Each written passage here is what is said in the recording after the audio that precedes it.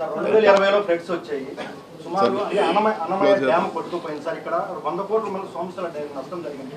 4 సంవత్సరాలు మీరు అధికారంలో ఉన్నారు. ఎక్కడ కూడా ఇరిగేషన్ పరంగా ఎక్కడ ముందుకెళ్ళినటువంటి పరిస్థితులు, డ్యాముల యొక్క పురోగతిలో ఈ రోజు ముసలి కన్నీరు కారుస్తుంది వైఎస్ఆర్ కాంగ్రెస్ పార్టీ, అధికార పార్టీ అని ఎవరు చెప్పారు? అధికార పార్టీ. నేను ఒక మాట చెప్తాడు ఇరిగేషన్ ఉన్నప్పుడు చెప్తాడు. 5 సంవత్సరాలు ఏం చేయలేదన్నారు. నెల్లూరులో పెన్నా సంగం బ్యారేజ్లో కంప్లీట్ చేసిన మేము. ఈ రోజు మంత్రిగా ఉన్న ఆయన ఆ రోజు కూడా 5 సంవత్సరాలు మంత్రిగా ఉన్నాడు. ఆ రోజు 5 సంవత్సరాలు ఆత్మకూరికి కూడా ఉన్నాడు ఆయన జరగల. అలాగే ఈ రోజు మన ఇరిగేషన్గా ఉన్న ఆయన, మంత్రిగా ఉన్న ఆయన, ఆల్తూరుపాటు రిజర్వాయర్ ఎమ్మెల్యేగా ఉన్న అడ్డుకుంది ఆయన. అలాగే సోమశిలకు సంబంధించి 100 కోట్ల రూపాయల టెండర్ లాస్ట్ 2 ఇయర్స్ కింద స్కౌరింగ్ డ్యామేజ్ అయితే వర్క్ పిలిచింది మేము. అలాగే కండలేరుకి కూడా నీళ్ళు ఎక్కువ ఫాస్ట్గా రావాలని చెప్పి దానికి వైడనింగ్కి 800-900 కోట్ల వరకు, అలాగే రాళ్లపాడికి మీకు కూడా నార్త్ కెనాల్ ఇది కూడా 500 ఆ వర్క్ పిలిచింది కూడా ఇప్పుడు తెలుగుదేశం పార్టీ ఎంపీ. దాన్ని ఆయన కంప్లీట్ చేయమని ఫస్ట్ 1600 కోట్లు చూస్తే వాటర్ ఫాస్ట్గా దీనికి పోతుంది. అలాగే ఆయన వాళ్ళు తెచ్చింది ఈ 2 సంవత్సరాలలో 50 కోట్ల ఇరిగేషన్ తెచ్చారని చెప్పిన కోవూరులో సంబంధించిన మలిదేవి కానీ ముదివర్తి కానీ అన్నీ జరిగింది మా గవర్నమెంట్లో జరిగింది. వాళ్ళు ఒక్కడిదేలా సరే. సోమశిల 2 సంవత్సరాలు అయింది, మేము పిలిచిన టెండరే కదా స్కవరింగు.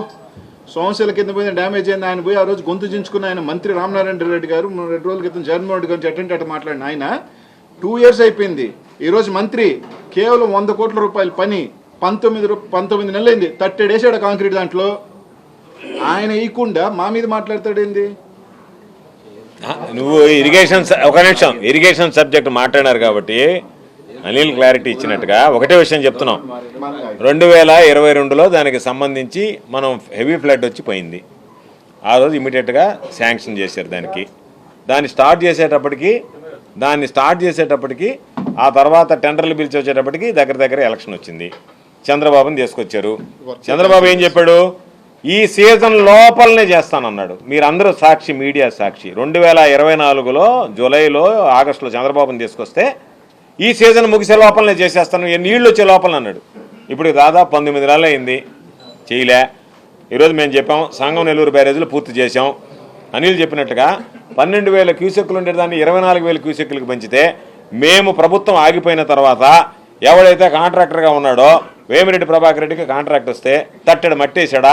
ఆ తర్వాత ఎవరినైనా కనుక్కోండి, ఈ 19 నెలల్లో తట్టెడు మట్టేశారా? మా హయాంలో జరిగినటువంటి పని తప్ప. అదేవిధంగా నిపుల్ వాళ్ళకి సంబంధించి 33,000 క్యూసెక్కులు తెచ్చాం. అంతకుముందు చంద్రబాబు వీళ్ళు అందరూ కలిసి ఏడిచింది 10,000 క్యూసెక్కులు. దానికి ఈరోజు 20,000 క్యూసెక్కులు మనం వచ్చినప్పుడు ఫ్లడ్ వచ్చినప్పుడు వచ్చినాయి.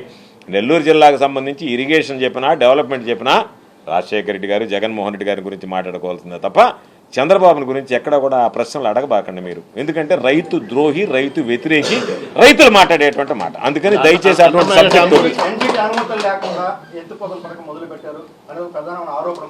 ఏదన్నా బుద్ధి ఉందా మాట్లాడేవాడికి? దానికి ఎత్తిపోతల పథకానికి సంబంధించినటువంటి దాంట్లో వాడు కూడా మాట్లాడేది ఏంది?